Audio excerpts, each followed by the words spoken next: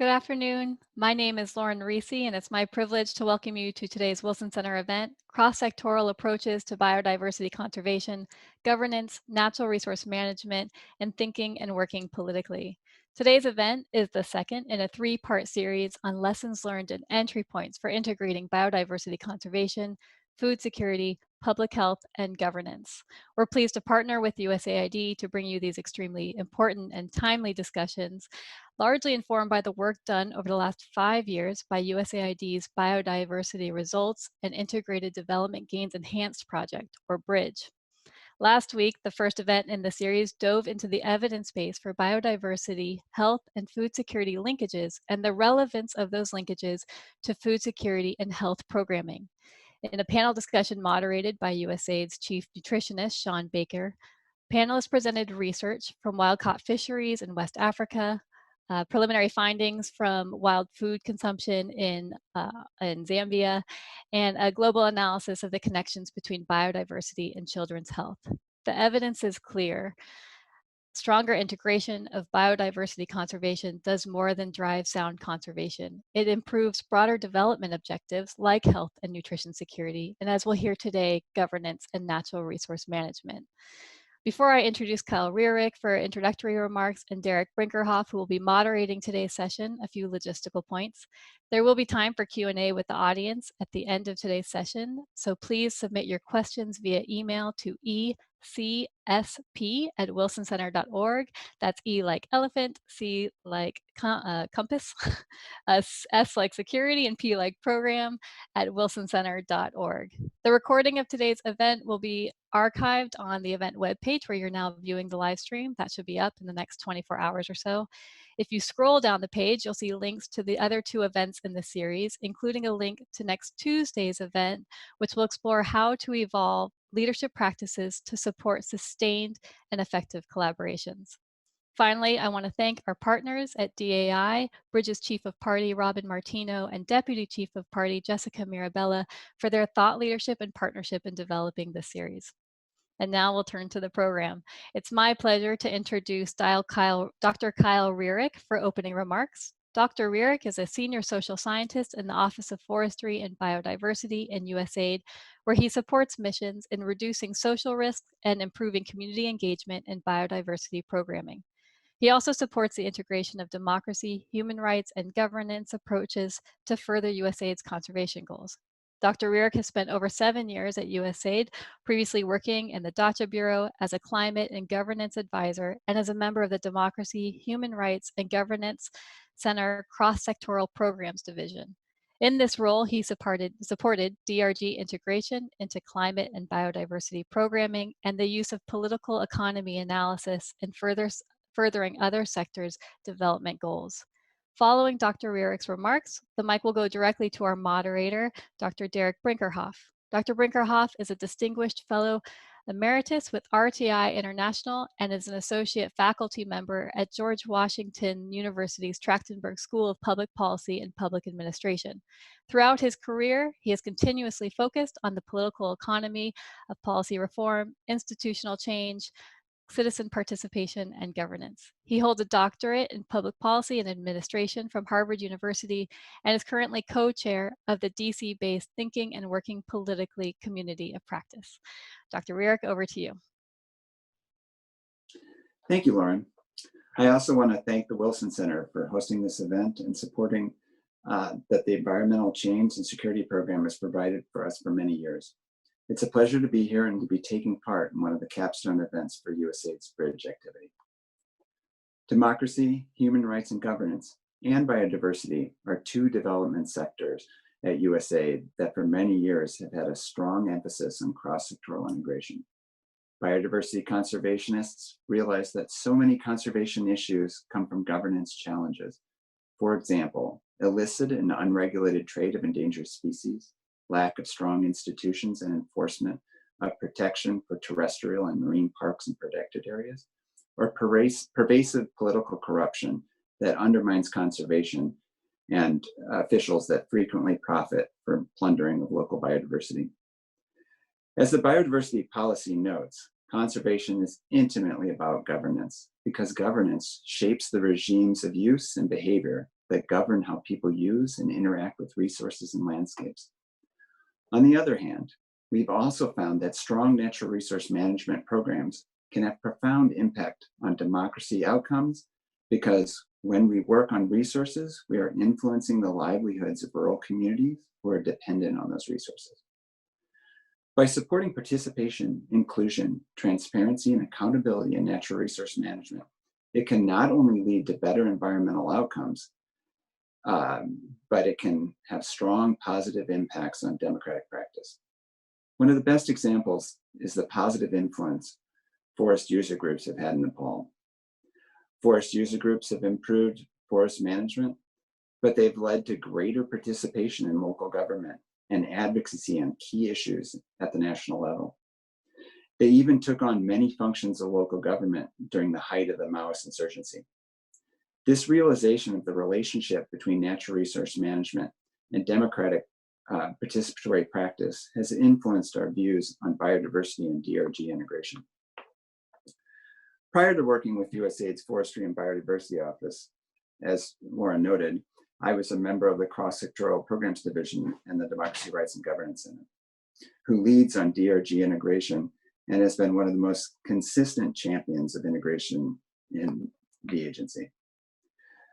We have learned the lesson of how crucial it is to start from the perspective of the other sector, not starting out with advocating for the adoption of an approach from one's own sector, but first starting with the other sector's goals in mind, trying to help advance their goals with your tools and contributions. Over the years, USAID biodiversity sector has also taken this approach to cross-sectoral integration. USAID biodiversity policy has as one of its two primary goals to integrate biodiversity as an essential component of human development. Bridge was developed as a primary tool to support cross-sectoral integration, and in many ways set a gold standard, in my opinion, in terms of its supporting sectoral integration within USAID. Bridge set out to support the integration of biodiversity conservation, chiefly in health, agriculture, and governance. To do so, Bridge had to support the learning of other sectors' language, goals, and underlying motivation. This might sound basic, but it is a key component of successful cross-sectoral integration, and one that Bridge embraced from the very beginning. Bridge supported integrated working groups, fostering ongoing intersectoral dialogues, where staff could build relationships and learn key terminology and perspectives. Bridge undertook a variety of cross-sectoral analyses looking at opportunities for integration. This includes supporting monitoring and evaluation and learning from a cross-sectoral perspective. One of the most important lines of work Bridge had advanced over the last few years is thinking and working politically as a way to approach development problems. We have also advanced political economy analysis to unpack the issues of political will, an elusive concept that frequently comes up in activity design and planning, but has historically been left as a black box and thus not sufficiently analyzed to inform sound activity design. Over the last few years, USAID, with the support of different implementing partners, has undertaken several PEAs in the natural resource sector. These have included artisanal gold mining in the Democratic Republic of Congo, oil development in Uganda, and fishery sector reform in both Senegal and Ghana. Our collective thinking started to move from these specific analyses to how we make a politically informed perspective part of everyday development practice. How do we bring that perspective to our officers in the field and make it part of the questions we ask when designing and managing programming? An important contribution of Bridge is it has begun to socialize TWP in biodiversity conservation and promoting PEA as an important tool for program design. We are thrilled to be joined by today's panel of experts who will first discuss the relationship between development assistance and political change, and then contextualize these perspectives by linking thinking and working politically to local context and its implications for biodiversity programming. With that, I turn it over to the always insightful Dr. Brinkerhoff, who was writing about and influencing the practice of TWP well before it had a name. Over to you, Derek. Thanks very much, Kyle. I appreciate that. So again, welcome everybody to today's event. As Kyle said, we have a distinguished panel of speakers today, and I'll introduce them first, and then we'll go into the discussion. But again, for those who might have tuned in late, if you want to submit questions, please do so at ecsp@wilsoncenter.org, and we'll have a Q&A session afterwards. So let me start out with a brief introduction of our three panelists, beginning with Rachel Kleinfeld. She advises governments, philanthropists, and activists on how democracies make major social change. As a senior fellow at the Carnegie Endowment for International Peace, she focuses on countries facing violence, corruption, and other problems of poor governance. In 2010, she was named by Time magazine as one of the top 40 political leaders under 40 in America for her decade of work as the founding CEO of the Truman National Security Project. Dr. Kleinfeld is the author of 3 books, including her latest, A Savage Order: How the World's Deadliest Countries Can Forge a Path to Security. Her previous book, Advancing the Rule of Law Abroad: Next Generation Reform, was chosen by Foreign Affairs magazine as one of the best foreign policy books of 2012. So she'll be our first speaker. Then our second is Diane Russell. She is an ecological anthropologist with 35 years of experience working on the social dimensions of agricultural development, biodiversity conservation, and climate change mitigation. She retired from USAID's Forestry and Biodiversity Office in 2018 and has since been supporting USAID's Central Africa Regional Program for the Environment, CARPE, as a political economy advisor. Diane obtained her PhD in anthropology from Boston University and a master's in environmental management from the Yale School of Forestry and Environmental Studies. Our third speaker is Suzanne Kelly Lisle. She is the founder of Wildcat Canyon Research and Advisory Services, a boutique research and policy advisory company focused on applying political economy analysis and other analytical tools to development challenges around the globe. Suzanne is an independent senior policy advisor for Southeast Asian affairs, China governance, environment, media, and security issues. She advises public, private, and civil society organizations on capacity building, democracy, and governance, security and media issues, as well as effective stakeholder engagement. She also serves as a lecturer in political economy at the University of California, Berkeley, in its Masters in Development program. She's worked in 22 countries and has regional experience with Southeast Asia, where she has studied, lived, worked, and conducted research for the last 2 decades. So with that, let's shift over to our initial question. So I'll start off with you, Rachel, to frame around the issues related to reform.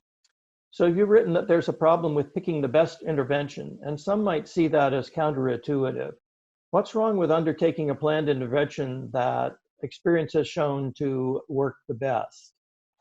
So it is very counterintuitive, but the reality is that development, our whole field of development, started really in the late 40s, early 50s, around an engineering mindset that's really technical, technocratic. We're going to build roads and dams, and there's a right way to do it. But many development questions today have been found to be political. Consider whether to vaccinate your kids. This seems like a pretty obvious good. There's a very major global pushback in the anti-vax movement.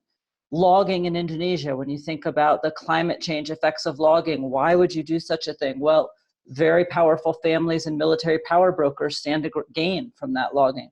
The controversy in Japan over the right to hunt whales, the murder of environmental activists in Central America, where powerful business interests with links to government power stand to gain from development. These basic development questions that we're dealing with, particularly in the field of biodiversity, aren't simply good. There are opponents, and those opponents are quite often powerful, which means that there's a need on the side of reformers to rally support.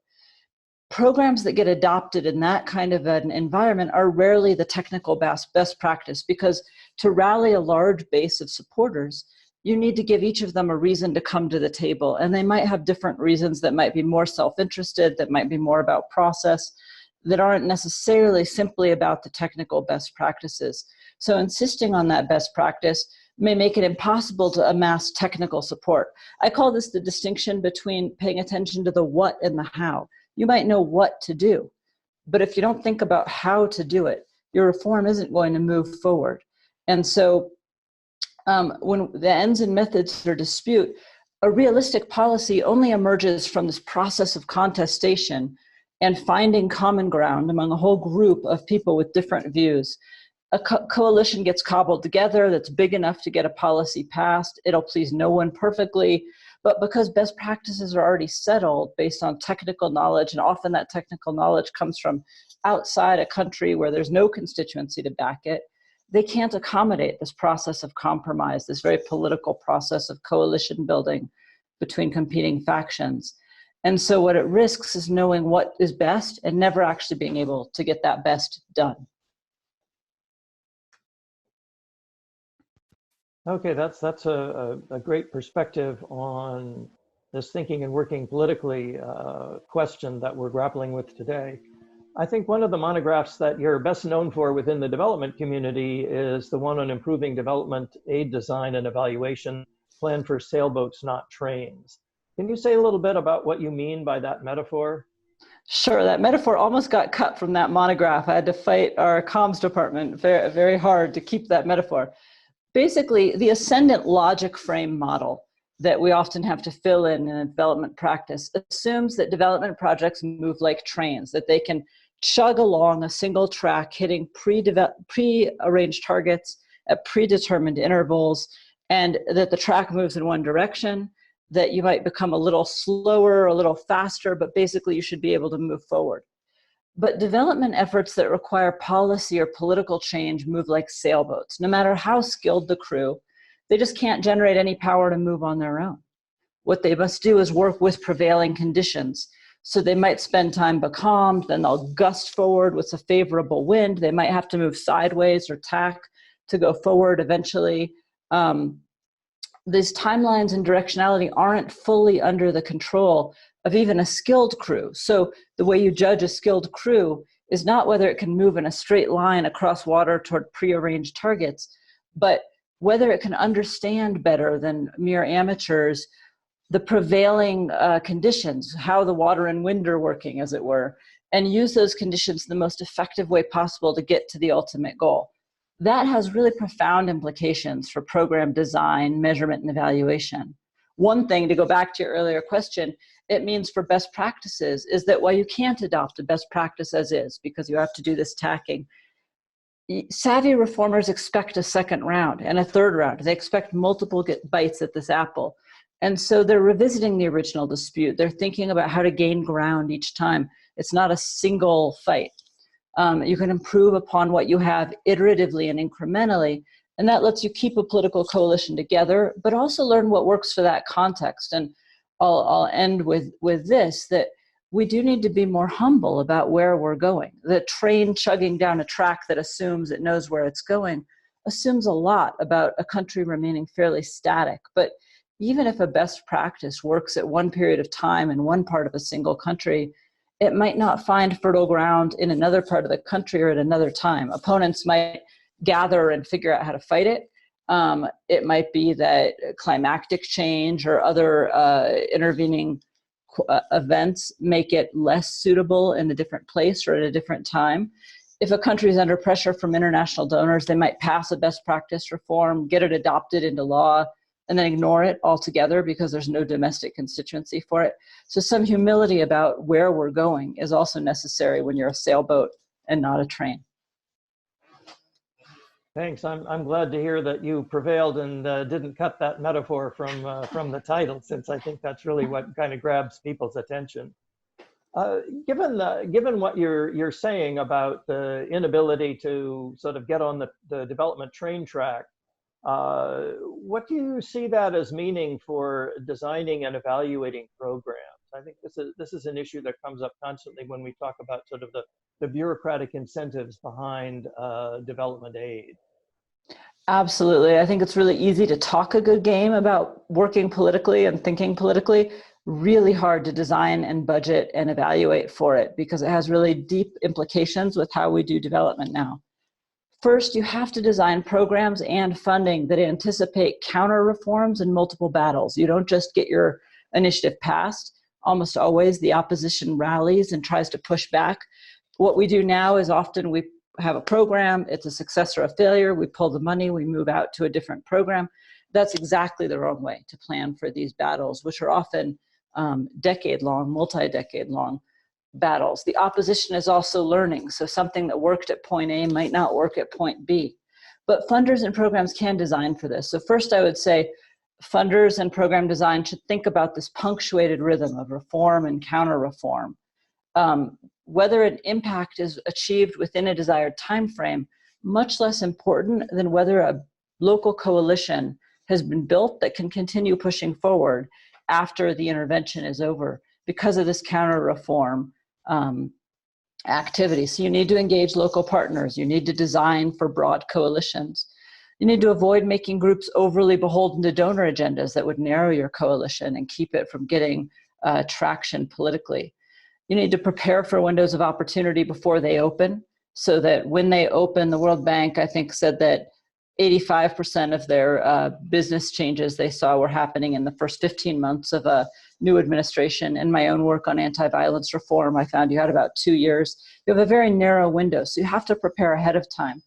Then you might be becalmed in your sailboat for many, many years. And so that preparation you need to recognize in your measurement and evaluation is still worthwhile, even if you're becalmed, because when that window opens, you'll have to act very quickly. This has implications for how we design and contract. So you have to design contracts that are flexible, which, you know, there's endless talk about flexibility, but this means we have to close projects sometimes, we have to admit that they're failures, and then we have to be able to move funds to places that are working. Well, that means that a single contract has to hold on to most of that money so that it can afford to say that something's not working and can afford to move across budget lines. Otherwise, they'll never admit to failure. Outside funders can help with that. They can also help with things like enabling coalitions to work together by spreading money around rather than giving it all to a single group in the capital. They should think about designing for changing policy, bottlenecks, and so on. I recognize that I'm probably running out of time here, so let me move right on to measurement and then close. In measurement, the development field has gotten really sophisticated. It reminds me a lot of my own field of political science and how mathematical it's become. But in a way, the more sophisticated we've gotten about our measurements, the less we've thought about what we're measuring. And we've moved in both to recognize politics as something that matters and to have these extremely sophisticated mathematical measurements that can't measure politics because they measure at a single point in time. It's not that things like RCTs and regressions are bad, but they're very linear. And what that means is that it's like using a tape measure to measure the volume of water in a pond. Nothing wrong with the tape measure, but it's not going to help you with volume. And so the presence of opposition actors in this nonlinear path of reform, counter-reform, reform, counter-reform, means that if you measure at any one point in time, it might be at a nadir where you've had a counter-reform.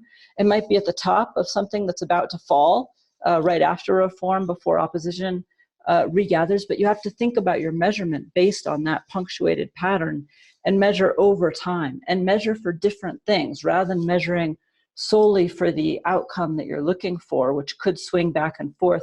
You have to measure for the ongoing relationships that are left on the ground, the coalitions that have been built, the ways in which they interact, whether programs are focused on the right thing, changing the rules of the game, the bottlenecks that make it easier to organize, and so on. And in evaluating your contractors, you have to be quite careful that even a poorly performing program might have been designed quite well and might be poorly performing for reasons outside of its control, like this becalmed sailboat that just doesn't have the luck of having wind. And so looking at evaluating measures that are looking more at design, who you're targeting, how you're working within the country, rather than solely at outcome, is quite important so that you don't reward someone who happened to be lucky and punish a fabulous group that happened to be unlucky in their timing. Okay, thanks, Rachel. That great remarks for setting up our discussion of TWP. And now we'll turn to Diane to get us into some of these questions related to biodiversity. Dan, I think you're really well positioned to follow up on what Rachel said, since you've both been inside AID and now outside. So let's start out with sort of a general question about why thinking and working politically and political economy analysis is important for biodiversity.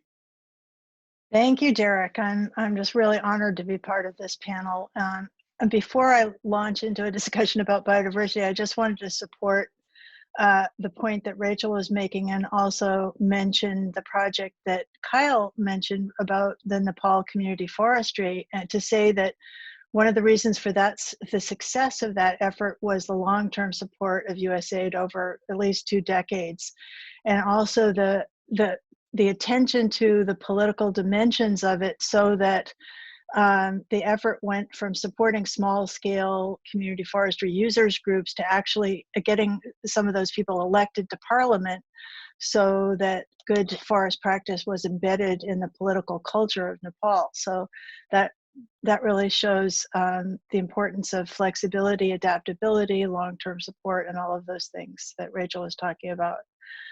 So just a little background on my work. I've actually spent the last year working on a guide for USAID to the integration of political economy analysis, thinking, working politically, and the practice of climate change mitigation, which we call sustainable landscapes in USAID. So I've learned so much working on that guide from USAID missions, staff in both the DRG and sustainable landscapes, as well as talking to over 50 experts in the field. So I'm going to channel some of that wisdom today. So when we talk about biodiversity, and biodiversity is a technical term, means the heterogeneity and interconnectedness of species, genes, and ecosystems. But biodiversity conservation is a social action. It's carried out by people through institutions, from small groups to global policy organizations and agencies.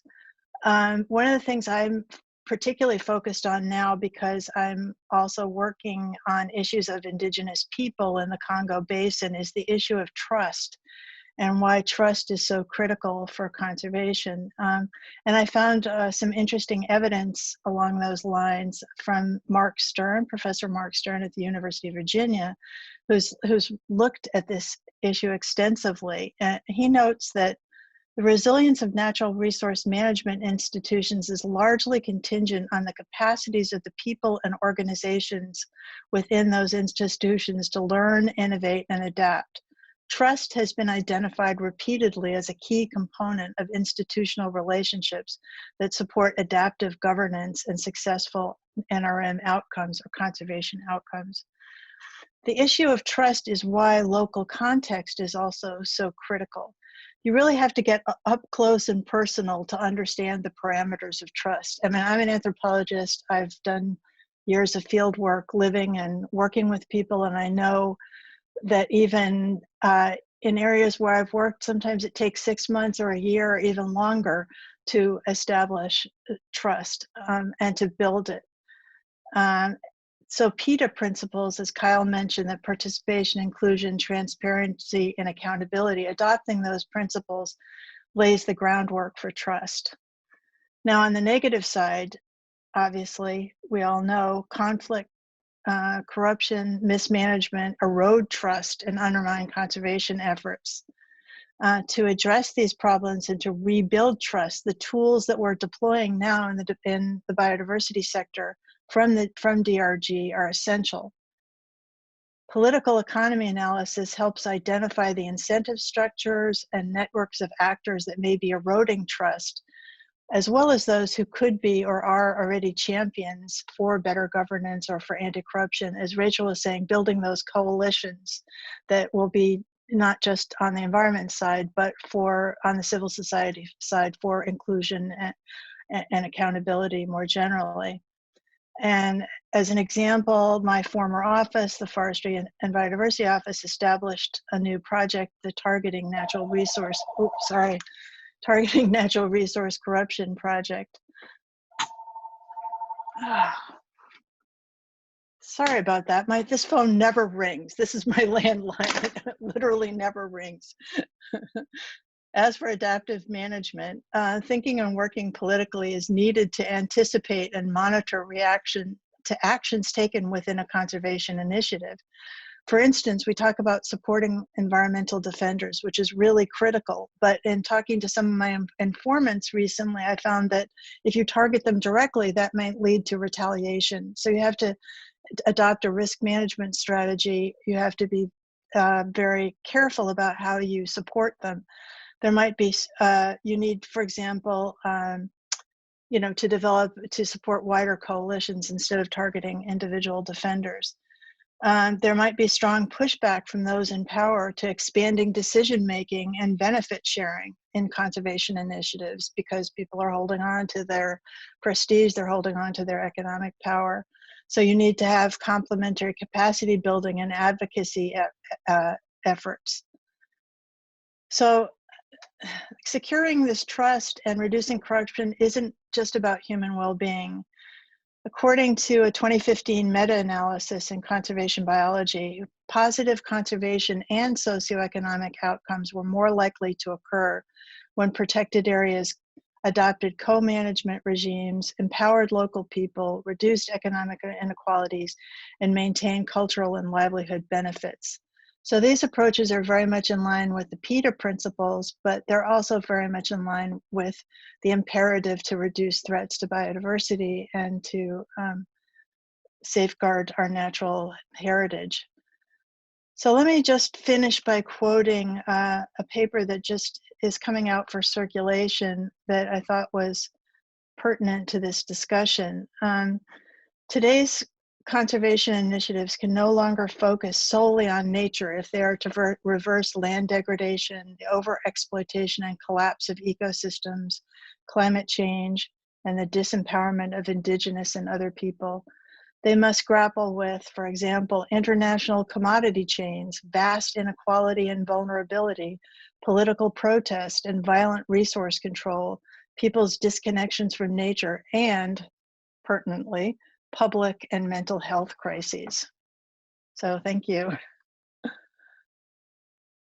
Thanks, Diane. I think that's a really good reminder of how interconnected all of these things are. So often we think about country programming as focused on the country, but particularly I think in natural resource management and biodiversity, there's so many of these factors that relate to regional and global kinds of issues. And I think that might be a good segue to you, Suzanne, given your experience in Southeast Asia. From your perspective, what do you see as challenges to the effective application of PEA and thinking and working politically when we're thinking about biodiversity and improved environmental governance? Mm-hmm. Well, first of all, thank you for the question, and thank you to the Wilson Center. And it's great to be on a panel with such fantastic thinkers. I'm very inspired. I really divide, I'm going to kind of go back to Kyle's black box, and I'm going to talk a little bit more about some of the more technical aspects of this work. And I see three challenges. We've made improvement in each area. There's been a lot of good learning in the last 5 or 6 years. Like Rachel, my background was in political economy, and my thinking and working politically far preceded us having a terminology for this. But I see three areas: timing, teams, and tools. With regard to timing, we have made progress in moving from the sort of one-off approach where an outside expert comes in and conducts research and develops a political economy assessment, moving more toward building an iterative and embedded approach, which is terrific. I'm hoping that this will be hastened by USAID's new co-creation process, because the goal here really is to help integrate thinking and working politically from the outset, and to integrate PEA at the beginning of the project cycle. And why do we want to do that? Well, the idea is really to build a sort of political economy infrastructure within projects so that these cross-sectoral benefits can happen from the beginning. And I think in this particular space, historically, the governance folks and those working on biodiversity and conservation lived in separate universes and had a very hard time speaking to one another cross-sectorally. But what we've learned is that by bringing these teams together cross-sectorally from the beginning in a project cycle, and again, this co-creation is a wonderful opportunity for that to happen, offers great benefit. And that really leads to teams. So what have we learned about teams?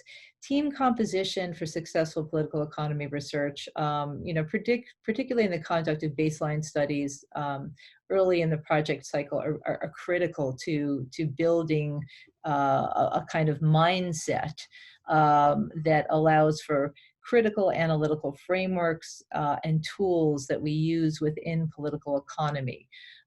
Team composition for biodiversity programs benefits really most from inclusion.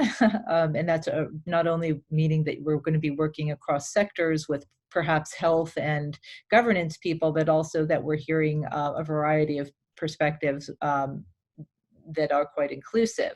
So, but what does it really mean in practice, right? So a strong political economy is the result of design and research that is cross-sectoral, and we can use the process really to help reduce this siloed thinking that I think Diane's also touching on. That's historically, I think, limited some of the efficacy of the work in political economy. So, breaking that down from the beginning is wonderful with the team. The conservation, sustainability, climate change folks together with the DRG people develop a more integrated systems level approach to analysis from the beginning of project. And they can use political economy to provide more practical and actionable recommendations. One of our challenges in the past, particularly for those of us that were working on this from a more theoretical and academic perspective, was that we would come up with a lot of really interesting research, but it wasn't actionable. So part of the change moving forward is developing frameworks that help us to take action on these recommendations. In the context of Southeast Asia, I'd also like to talk about beyond team building. It's also this idea, again, of multi-stakeholder cooperation and really looking for groups that are not normally, in fact, often sometimes opposition, to come together and build coalitions when they can agree on an organizing principle. So within political economy research, we should always be thinking about where are those organizing principles? Where is there give among groups that don't normally coalesce? And for example, the private sector, government, and civil society organizations trying to identify this organizing principle. In my own experience, within the context of the Mekong, the identification of looking for greater harmonization in environmental impact assessments and ESIAs, and really trying to bring people to the table to have a reasonable discussion about harmonization of regulatory frameworks was a far less loaded conversation than talking about land tenure initially, right? So sometimes in this political economy work, we have to find that organizing principle to bring these groups together. And then there is greater capacity to build and mobilize reform coalitions, often among groups that wouldn't normally see eye to eye on things. So I think this notion of supporting the expansion of democratic movements, of social mobilization, really requires the sort of research that allows people to find common cause in things that are probably not as exciting as immediately addressing, let's say, corruption. Right, but we need a starting place to build trust among these groups that have often long histories of mistrust. And then finally, I think in the area of tools, there's still a lot of work to be done. As development practice has moved towards evidence-based decision-making, the need for more robust qualitative and quantitative input to anchor our political economy work is vital.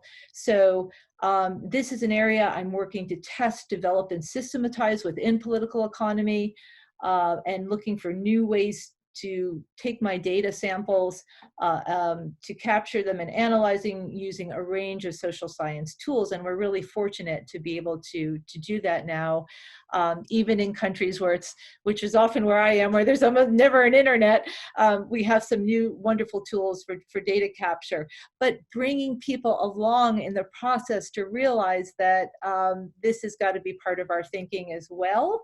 And for our secondary source materials, moving outside of also our traditional comfort zone of academic journals and donor reports and books, and thinking about the utility of data mining on social platforms like Facebook. Every country I work in, particularly around the space of environmental defenders, Facebook and other social media platforms are vital to our data capture and to our analysis. So greater acceptance of this, better use of tools, even machine learning, I'm hoping to get to eventually, to help augment and anchor our observational primary field research. So these are areas that I think, these three areas around the timing, the teams, and the tools, where we've made great progress in the last 6 years, but where there is still clearly work to be done. Great, Suzanne. Very, very interesting. So I'd like to kind of cycle back to a couple of the points that people have made, and I think your point, Suzanne, about evidence, and I want to hear a little bit more later on about some of the use of the social media. But back to Rachel's point around when are we getting evidence of success, and the issue about the hapless sailboat that doesn't have any wind. And I'm thinking of today's orientation, where we're seeing science being challenged by policymakers, and the spread of misinformation and fake news. When we're thinking about these broad issues around climate change and biodiversity, how do we address some of the political dimensions there, where the kind of evidence that we in the development community are so used to bringing to bear and advocating that others do the same, it seems like we're kind of in a different world. So Rachel, I'd like you to start out with maybe your thoughts on that, and then turn to the other panelists. Sure. So I am a huge proponent of empirical analysis and evaluation. I just think that the types of empirical just means you're paying attention to what is actually there. It's not calling for a specific form of analysis. It's an observational based analysis. And so I think we have to do a couple of things to do good empirical analysis in politically fraught development work. First, we need a baseline. The number of programs that I've been asked to be an advisor to that say, in 2 years, bring the rule of law to this incredibly corrupt, violent country. That's not a useful assignment. No one is going to achieve it. And all you're going to get is a series of lies and half-truths to prove that you deserve the funding. You're not setting yourself up for success there. So a baseline saying, here's where we are now, and it might not be where we want to be. Here's where we think we can get in a year or two. That's useful in terms of setting some empirical goals.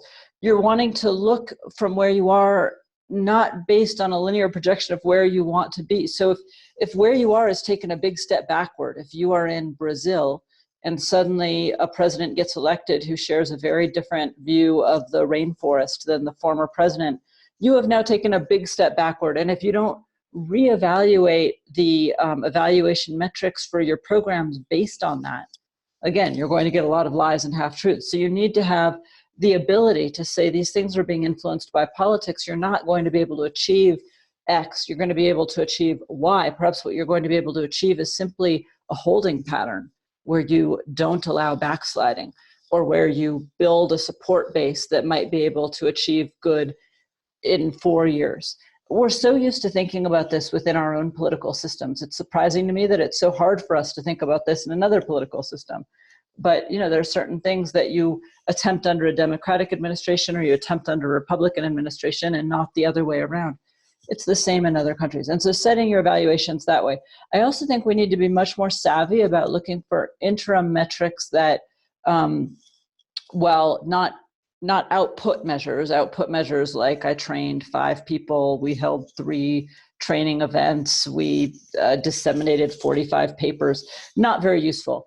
But because outcome measures are hard to get in this political world, because you can become becalmed, you need to look for something right in between. And in between those are things that indicate that you're building local coalitions, you're building trust, you're building a supportive environment for making the change. In the paper I wrote, I call this changes in phase space, changes in what you can imagine as possible. And I write about how at one point in America, slavery was on the table as an issue. At another point, it is off the table. That is a major change in phase space. At one point, we think about conservation in a country as something that's only for elites and not good for the indigenous people. At another point, we think of it as something that's extremely good for the indigenous people and helps them have livelihoods. That's a change in phase space. So you're looking for measurements that might be survey-based, that might be action-based, that might be coalition-based, that are looking for that interim level between an output and a full outcome. That's great. I think that really highlights the idea that your measurement needs to be context-based as well as your program. So Diane, could I ask you to maybe pick up on that, thinking about sort of the different ways that context matters? Sure. My colleagues who know me very well, I'm really into evidence. You can see that plaque on the wall, which is about the product that we produce called Evidence in Action. And I've been involved in the conservation evidence movement for a long time. And I've also tried to bring an anthropological perspective to that, because the conservation evidence movement was very hardcore about randomized control trials and all of that. And I brought together a group of anthropologists to sort of look at what about local context and what about ethnographic knowledge and all of that when you're trying to develop an evidence base, because often that's dismissed as anecdotal, yet it's so important to the people living it. I mean, that's the evidence likely that they listen to and that they understand. So one of my colleagues, my anthropologist colleagues, said something really interesting. They said, if you don't have that knowledge, you won't even know what questions to ask. And you're likely to ask the wrong questions because you're going to come in with your assumptions about what should work or how things operate and the like.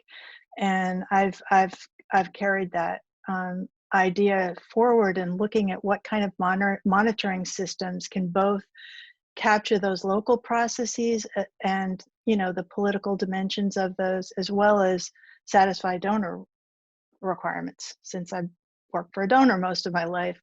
So one of the things I've uncovered, and other people in the DRG sphere can talk about this, is the complexity aware monitoring group of approaches that's used by DRG and humanitarian assistance and other sectors that really gets at the different perspectives of people. You know, this outcome monitoring is a part of that. And I think, you know, those are very powerful. I also want to, in terms of conservation outcomes, eliciting from people what we call grassroots indicators of change is also really important, because those are the indicators that resonate with them. What's changing in their eyes in terms of ecosystems? What's changing in terms of their social relations? When I was working with projects in Papua New Guinea, people would come up and say, okay, when we have less fighting between clans, that's a major accomplishment. It's, you know, and that's our indicator of success. So I want to throw those out as ideas for, you know, expanding on the typical type of monitoring that we do in conservation projects. I think that's a really good point about tapping into what local people think are indicators of success. And I think that really is an aspect of thinking and working politically, that we tend to focus on what we think of are sort of powerful actors, but often the ones who don't necessarily have that kind of formal power can have an important role on that. Suzanne, let's come back to you with that question and maybe ask you to follow up a little bit on your social media points. Yes, well, I'd be happy to do so, but I'd like to also add both to Rachel's first comment and also to expand a little bit on this idea of how we're measuring and what we're looking at. And I mean, one of the things that I think is really vital is to think about cascading recommendations. And this is where we have much more modest and iterative outcomes that we're looking for. And these can be change within space, right? So we're not looking for that grand transition, for example, or reversal, but we're looking at a series of interrelated, and I refer to them always as cascading outcomes. And I think that pushing more in that direction and accepting that more is vital. And then Diane's comment is just so vital and important. And this relates to cascading outcomes because those should also be co-determined with beneficiaries. So what does success look like, right, in this environment? And so, for example, I was just working in Sudan, and, you know, what success looked like in a neighborhood association was quite different than what it may have been conceived of by a donor. So we really need that engagement to happen and to help us with how we determine what is a measurement, what is success, right? We want to be able to capture those spaces. And then regarding social media, as we're well aware, it's completely fraught space. It's one of the most interesting spaces right now. You know, in my work in democracy, rights, and governance, I have one set of considerations that I'm looking at and very engaged with, particularly as regards China's role and Russia and others in use of social media for influence. But I'm also, when I'm working with civil society organizations, particularly when I'm working with environmental activists, there is no question that these tools are vital to their work. And so what we've been really trying to figure out is how best to mine data there that can be used constructively as part of our analysis and reliably, and coming up with ways and criteria to sort of filters to try to access information and then be able to get at what is going to be useful there. But I think unlike some other spaces for environmental work, particularly in Southeast Asia, organizers are mobilizing, you know, it's a generational issue. They don't need a bricks and mortar. They don't necessarily want to work always with the traditional civil society organizations. They actually want to use these tools. They want to be more spontaneous in their approach. They are less campaign driven and more issue driven. And they coalesce using these tools and then disperse. And so what we're trying to do is understand how to support those mobilizations and change our own mindset about not having to see those as permanent social movements, right? But to see that they bring value in that moment for the actions that they enact, but we don't have to necessarily invest in them or put this,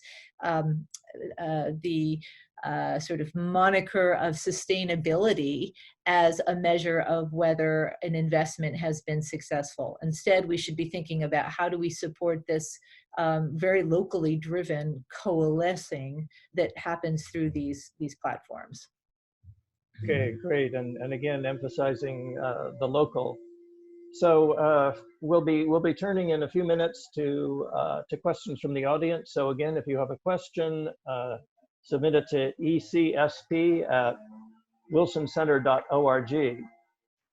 So as a question to all of you to think about, given that we've talked about the role of measurement and evidence, what are some of the soft skills that non-political scientists should employ to better understand the political context and improve TWP? We're all kind of embedded in this world, but there are lots of people in the biodiversity and natural resources world that are not. So let me start with Rachel on that one, and then we'll give you and you, Suzanne, and Diane a chance to answer as well.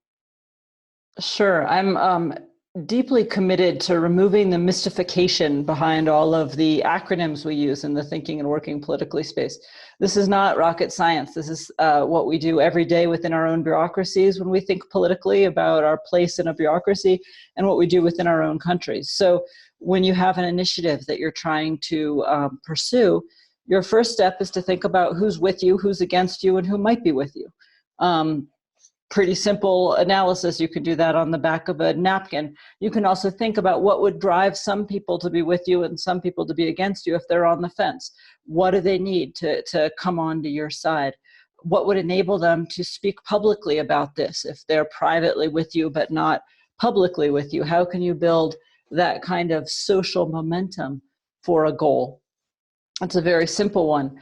Thinking about who you have at different levels of different forms of power. In a society, there's social forms of power, celebrities, sports stars, there's political forms of power, there's people with moral authority, religious leaders, and so on. Who do you have at these different levels of power analysis who could be on your side and be on your side publicly and help promote a goal? How can you message that goal so that it's harder to be against it? Are there pitfalls that you could step into that open room for opponents to step in?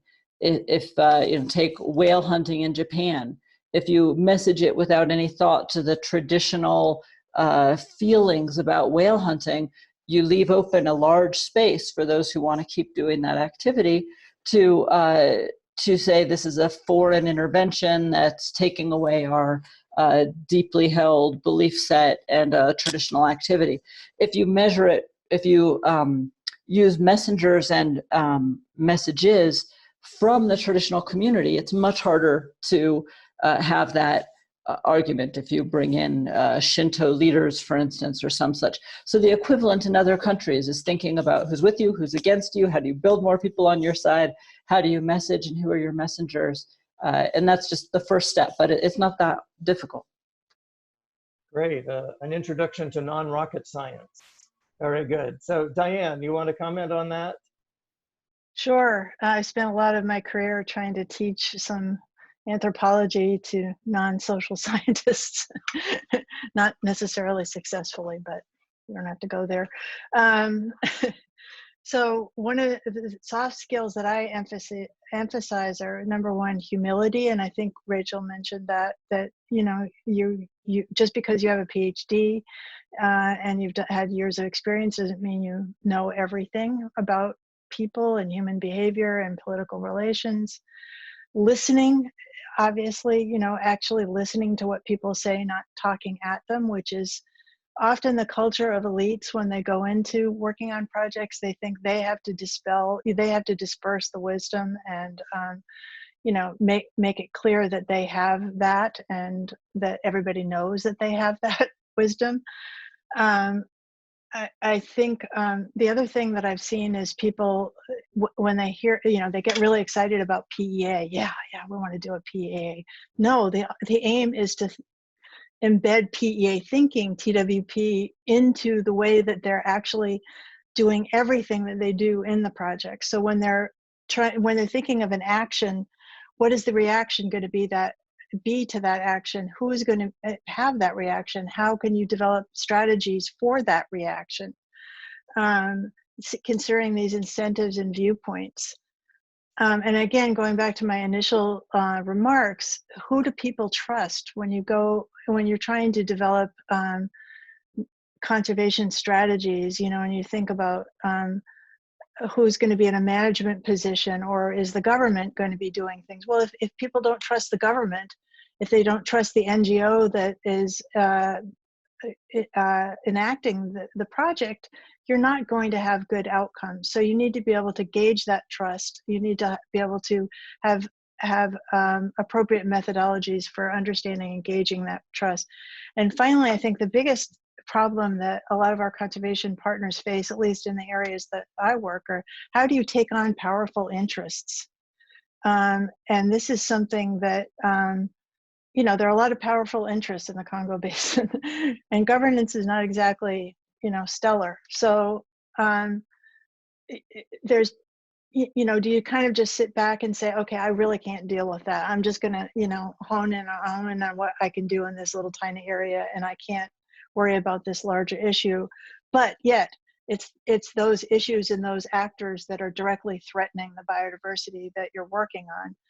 So understanding how to build coalitions, how to address these wider power issues while not jeopardizing your own safety, is something that I think is really important for conservationists to focus on, and many have, so we can learn lessons from those.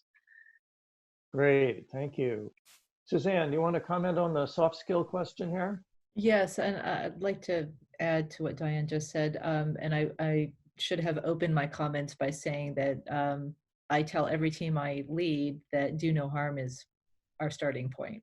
The work of good political economy gets to the heart of these very contentious issues and can be dangerous. And so we need to be very mindful about these power and interests and how they unfold, because we get to leave and the folks that are on a team or in a community, our partners, do not. And so we must be very, first and foremost, think about their safety. I would say that I don't know, I kind of don't like calling it a soft skill, but the starting point for all of this work needs to be power analysis, right?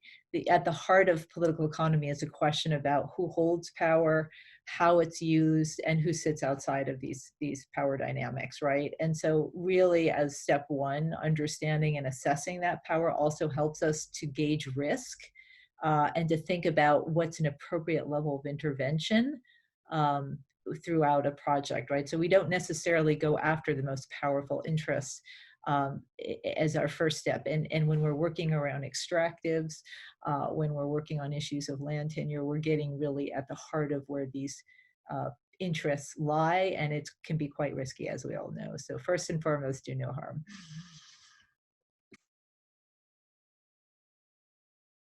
Okay, great question. All right, so we're going to open it up now, and Lauren is already starting to send me some questions. So let me read out this first one. This is from Barbara Best, who spoke on last week's panel. She says, there are now intense global competitions for natural resources and biodiversity with very powerful global actors such as China. How can development programs support locally driven actions to counteract the influence of these power actors, which are undermining good inclusive governance and sustainable resource use? Wow, so starting out with a really easy one here. I don't know who wants to take a shot. Suzanne, do you want to take a shot at that one? I do, because I've been working on China for the last 20 years, and this is an area of special interest in Southeast Asia, and now this last year in Africa, looking at China, particularly around extractives. But this is one of the fundamental questions of the moment, and no one has a really good response. Let me start with the positive outcome of this issue with China. The positive outcome is, for years and years, when I was a student, we talked about the terrible things that the World Bank did, right? The history, the early history of large infrastructure projects and some of the outcomes of that. As China has become more engaged, particularly in infrastructure development, it's shined a very bright light on the progress that organizations like the World Bank have made, particularly with regard to social and environmental safeguards. So the Asian Investment in Infrastructure Bank, while it does have a document that is outlines its social and environmental safeguard policy, I don't think we have an evidence base at this time to support that being actually implemented.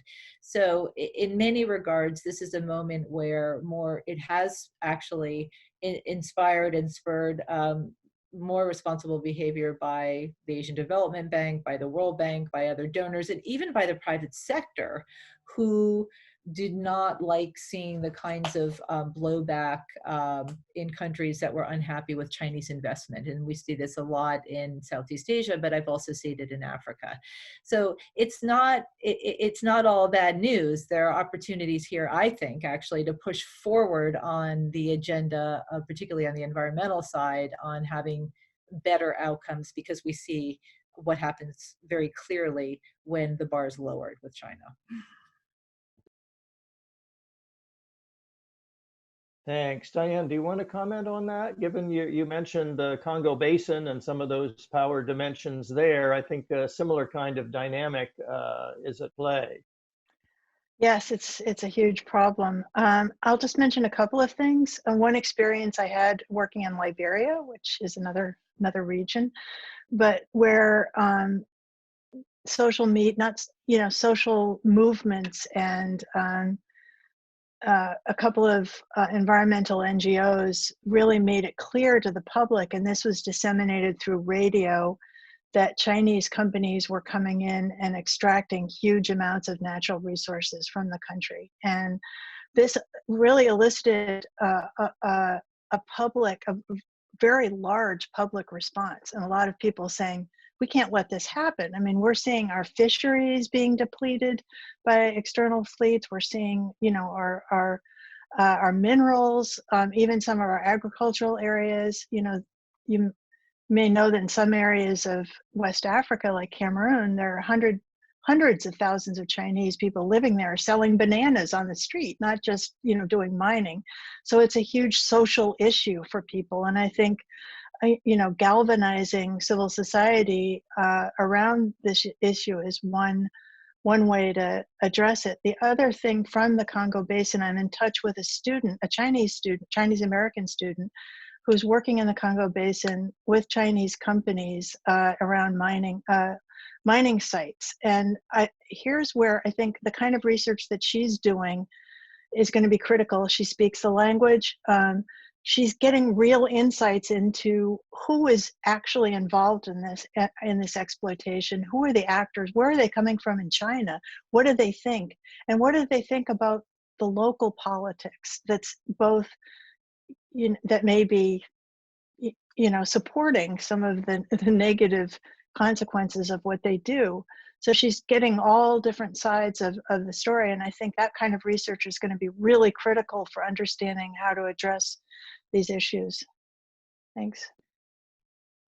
I just wanted to add to that I think there's some really good research as well in looking at countries where there's well-developed civil society organizations, and in particular unions around extractives, that unions can play a really powerful role in countering influence. And of course, in countries where the unions don't exist or have been largely disbanded, the outcomes are very poor, particularly around extractives with Chinese investment. So yeah, it's important work.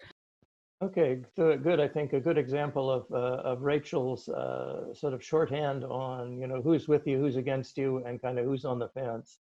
Let's go to another question here. This is from my colleague at RTI, Lisa McGregor, who's the Technical Director of Governance there. There was a reference to the development of tools and appropriate ways to measure change in results when incorporating TWP and biodiversity. Many organizations are working simultaneously on the same issue. How can we share more about these tools? What works and what doesn't? Who'd like to take a shot at that one? Can I just mention at USAID, the local systems group? Many of you know Chip Walker. Yeah, Chip Walker, yeah. Yeah, who put together that group. So he regularly, I don't know if that is ongoing, I've been out of it for a couple of years, but he regularly shares those tools and approaches with other people, not only in USAID, but in the rest of the community, and has assembled a large group of tools and approaches in his database. So he would be a good person to talk about how to do that. Okay, here's a related question. This is from Jeff Stark. Speaking of TWP, how can more flexible and adaptive program design be promoted with those who fund donor agencies? Rachel, do you want to take a shot at that one? Sure, I'll take a shot. I convened for a while a very quiet group of congressional staffers who were in charge of oversight for USAID and senior USAID officials around exactly this topic, the fact that we were actually engaging in more risk by doing what we knew didn't work than taking the risk of doing this thinking and working politically, which, while risky, might have a chance of working. And what was the appetite for risk on the congressional side? How would they want to evaluate? And what we found actually was that there was a great deal of willingness on the congressional side to take that risk as long as they were able to see what was going on, as long as there was frequent update and so on. And that actually some of the more bureaucratic actors were more scared of that for perfectly good reason. It's been hard to be a member of USAID for a long, long time. But I actually think that the desire to have more open communication and more of an understanding of what is more risky. Is it more risky to undertake projects that might fail but that have a chance of working, or to undertake projects that will not work, but might succeed based on output metrics of exactly what they do and report those to Congress. And I think there's some real room to move, but it requires a very different mindset on the part of development actors to make their case, and to make the case with a language of risk and venture capital and some of the things that we're used to thinking about in other sectors of our economy and seeing as positive portfolio sort of spreading of risk and so on, and the risk versus reward nexus. Yes, really good points. Here's a related question. This is from Jeffrey Blake, the climate specialist with USAID's E3 Bureau. He asks, hang on a second here, I gotta scroll.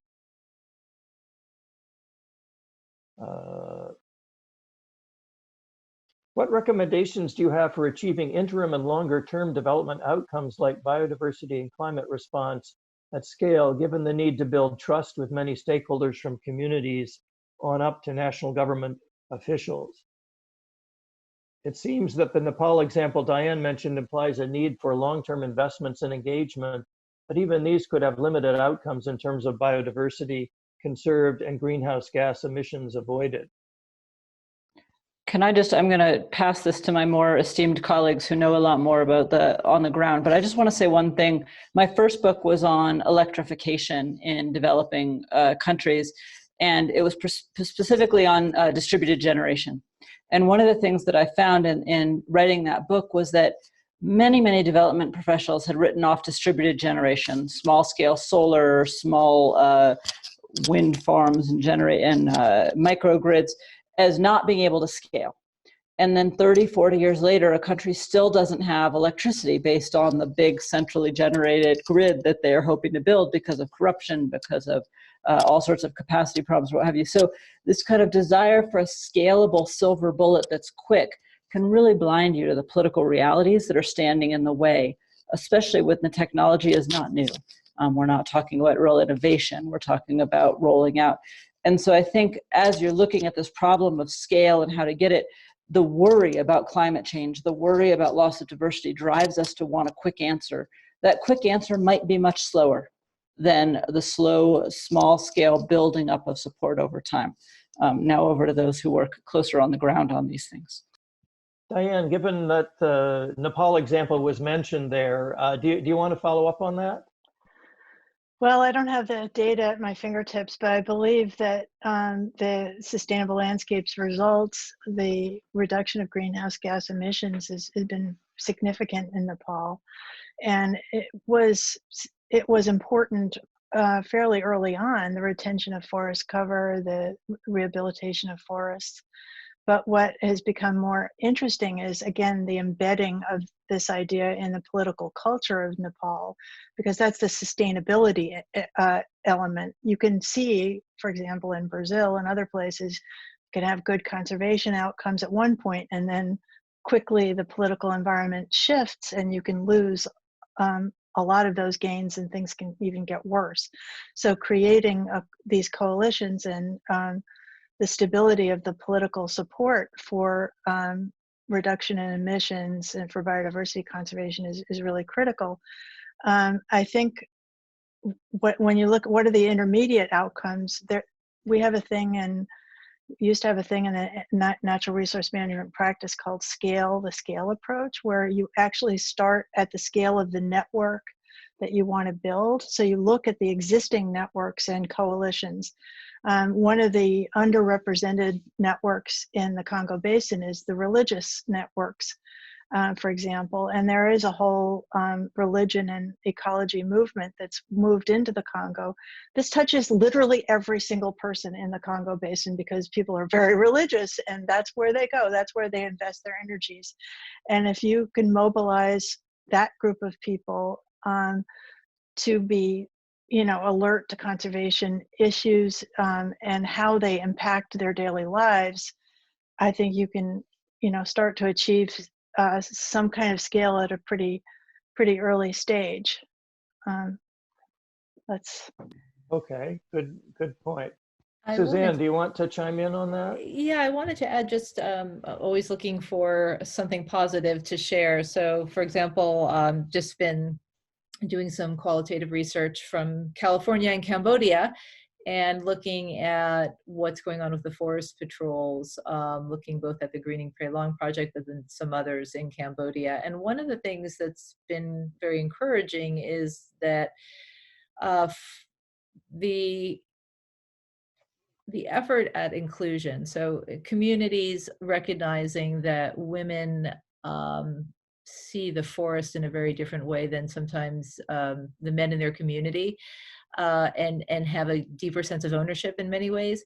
And so that to make forest patrols successful and useful, and to help build more momentum towards, for example, payment for ecosystem services, women had to be more represented within these forest patrols. And not only that, but had to actually lead them. And so interesting, because there's some risk with that.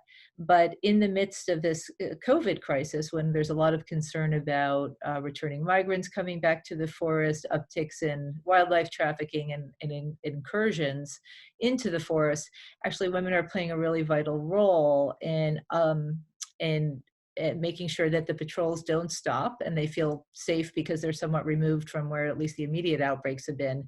But that's another very powerful example, again, of looking at what a more anthropological understanding of the role of women in those communities, and their connection to the forest, and then trying to work with that existing power structure and build on it.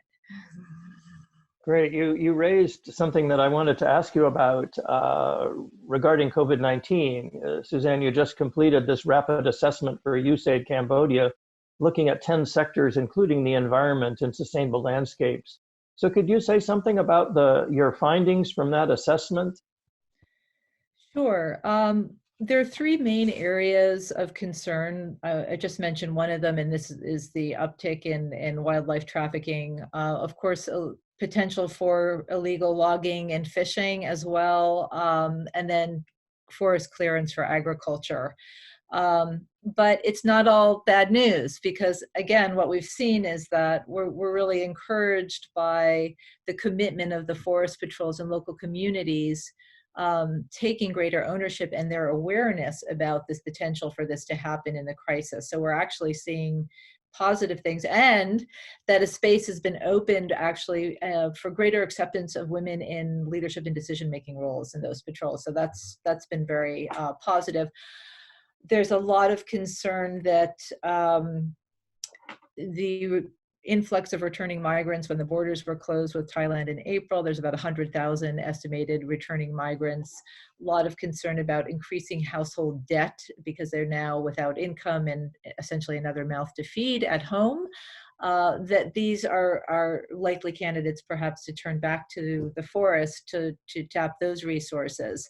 And so conservation groups are really looking at how to engage this vulnerable group of migrants and think about alternative livelihoods that would prevent these incursions into the forest. So those are the main areas. From the perspective of the government, they have not really directed resources towards environmental protections at this time, but the discussion about the migrants in particular is, again, one of these areas where we think we can get stakeholder cooperation to understand that the social welfare benefits need to be extended in order to not lose the progress that we've made on biodiversity and conservation in Cambodia, which and we've made real progress in the last couple of years. Great. I think that's some really interesting examples of sort of the ripple effects in ways that you wouldn't necessarily think immediately, that relate not just to natural resources, but lots of other sectors as well. Let's shift gears a little bit and talk some about some research questions. What do you think a research agenda would look like that would help us to build the evidence base on how more politically informed approaches to environmental issues would work better? I know that, Kyle mentioned that he had been worked on the cross-sector team in the DRG Center.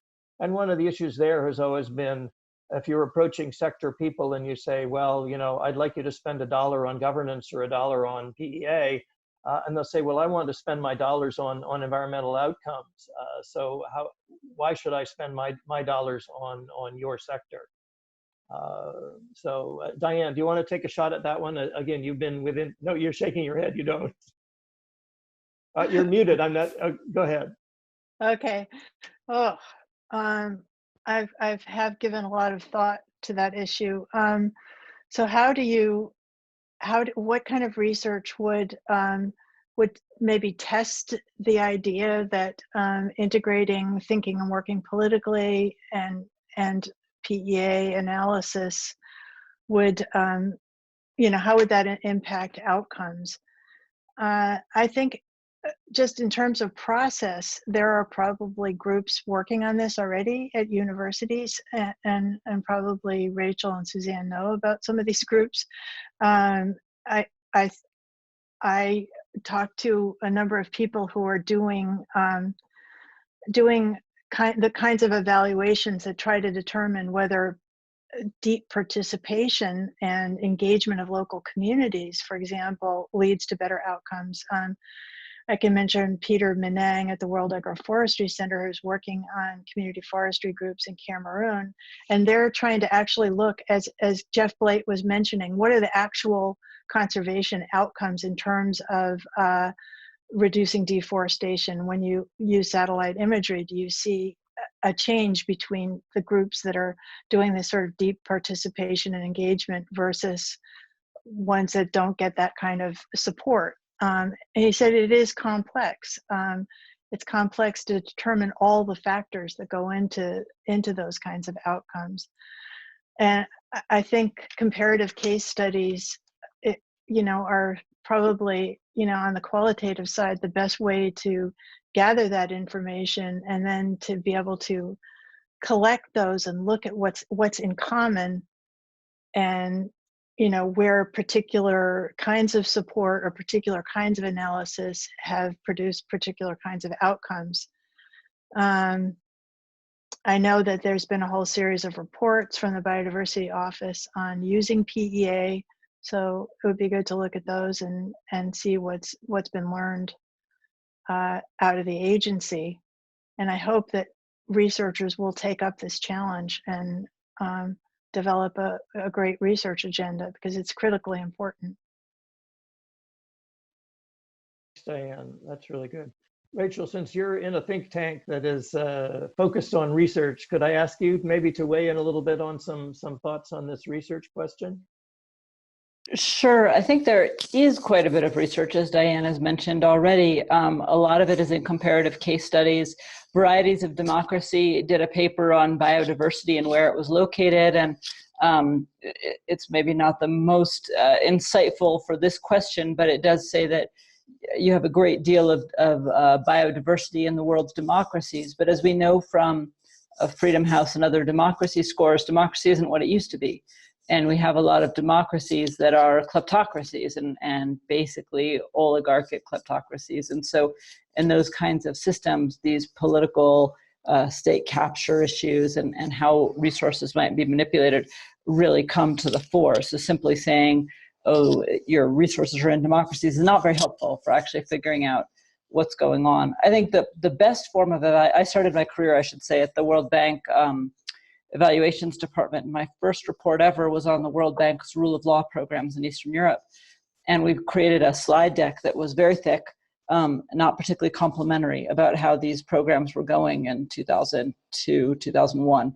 And we were stopped on the very first page and told, we don't have any rule of law programs in these countries. We have justice programs. We have programs to train judges, but nothing on the rule of law. That's far too political. So it's an interesting experience in evaluating this sort of work. So with that reality in mind, there are ways to evaluate how is it working out for you that your dollar is going into more traditional work that isn't politically informed. Is it working? In some countries, the answer might be yes. It might be that in certain countries, it makes sense to do more traditional work. You don't have some of these problems. In other countries, the answer is invariably going to be no, or that the program is working but then gets reversed. And that kind of feedback is very useful. I will put one caveat onto that, though, which is that my own work shows that, particularly for the World Bank, its analysis of project outcomes leans toward authoritarian countries. That basically, if you're an authoritarian country and you promise to do something for the World Bank, it's easier to set politics aside. It's easier to repress your way to an end goal. And because of that, authoritarian countries tend to score better on the kinds of projects I've looked at, which have more to do with violence and governance than biodiversity. So it's something to be careful of when you're doing that sort of evaluation. But it's not a complex sort of evaluation to figure out where your dollar is best spent. There's groups like the Campbell Evaluations or Campbell Collective that does that kind of work. Great, thanks. Got a question specifically directed to you, Suzanne. This is from Malden Miller, who's in USAID mission in Dominican Republic. You mentioned an integrated system level approach. Could you please elaborate in terms of the required time frame and where such an approach should be positioned in project design and implementation? Okay, well, thank you for the question. I think historically, I remember about 6 years ago, I would always tell people you should have about a 90-day planning cycle for this work when you're doing a baseline political economy assessment. But again, as I opened my comments with, I'm really deeply opposed to these one-off approaches. The idea really now is to build political economy into a co-creation process and to think about that infrastructure from the beginning. And to budget accordingly, frankly. So you're thinking about what kinds of political economy that you might need in the beginning of a project, what that might look like at a mid-cycle, and then maybe again at the end.